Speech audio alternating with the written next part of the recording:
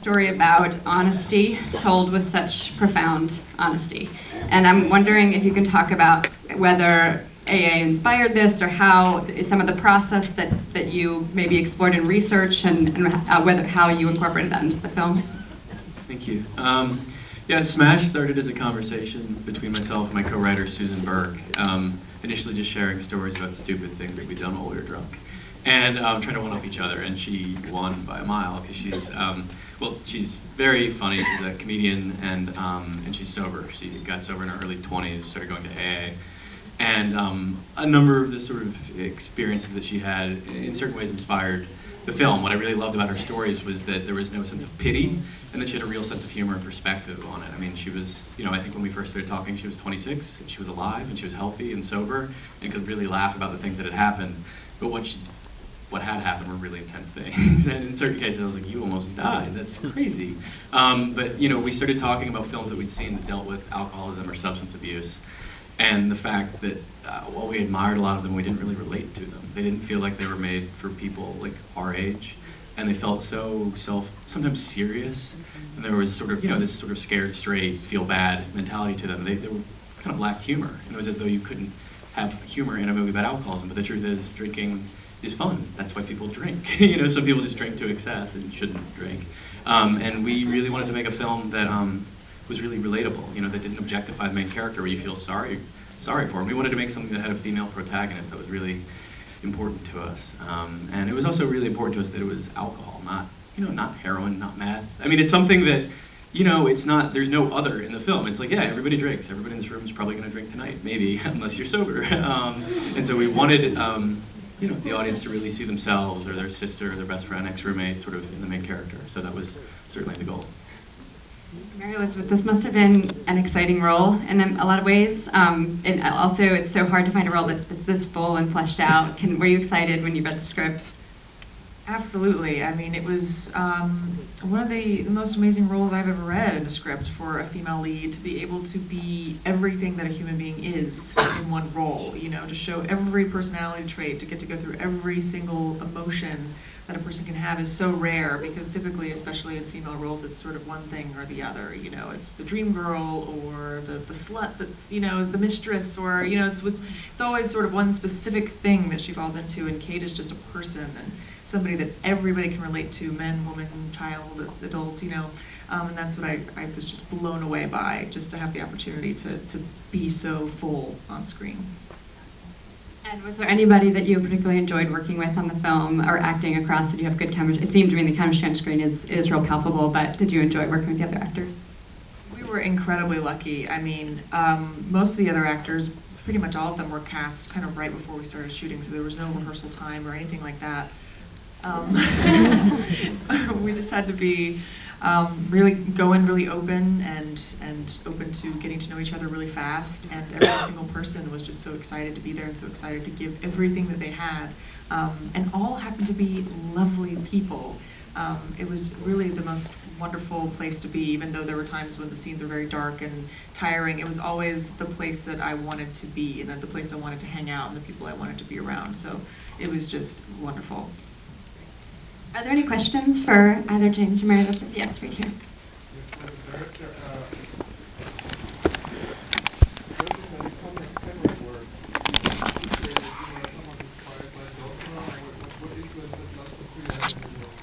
An interesting question. Does Lars von Trier have any influence on your work?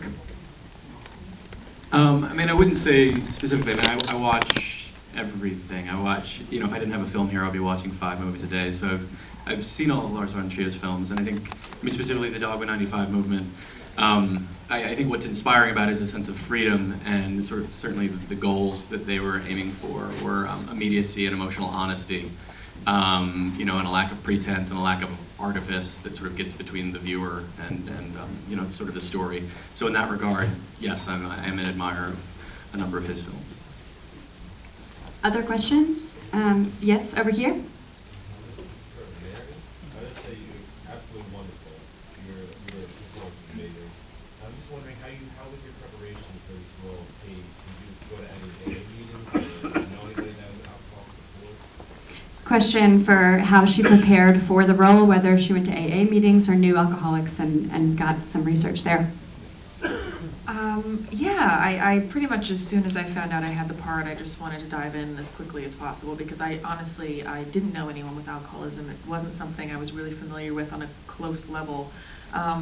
So I immediately just wanted to do everything I could to try and do justice to this role, because I had no idea if I was even capable of it. So first thing I did was I started going to AA meetings with Susan, our co-writer. Also our producer Elise, who's also in recovery, would take me to meetings. Always open meetings and always kind of welcomed in, and it was a great first step into figuring out this character, and the thing that I realized was how much I related to the stories in those rooms and how much I fit in with the people in those rooms. And it kind of made me realize that Kate could be me, you know, so easily could be me. And then James and I spent just hours and hours every day talking about everything, talking about Kate's backstory, talking about my own life, and just figured out ways that we could kind of meld the two. So by the time I sort of set foot on set the first day we shot, it really felt like Kate and I were kind of, you know, one person. It was a wonderful prep experience. Other questions? There was one in the center, and then okay, I'll. Sure.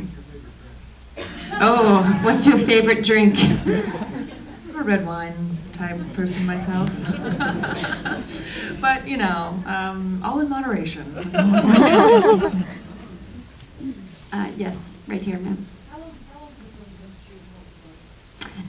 Question about how long the film took to shoot, and budget question. And what I always like to preface the budget question with is, it's hard to talk about budgets on independent films because there's so much sweat equity that goes into independent films, so numbers don't always apply. Somebody can make a movie for a lot less than someone else if they have a good relationship. So I don't know, just to put that out there.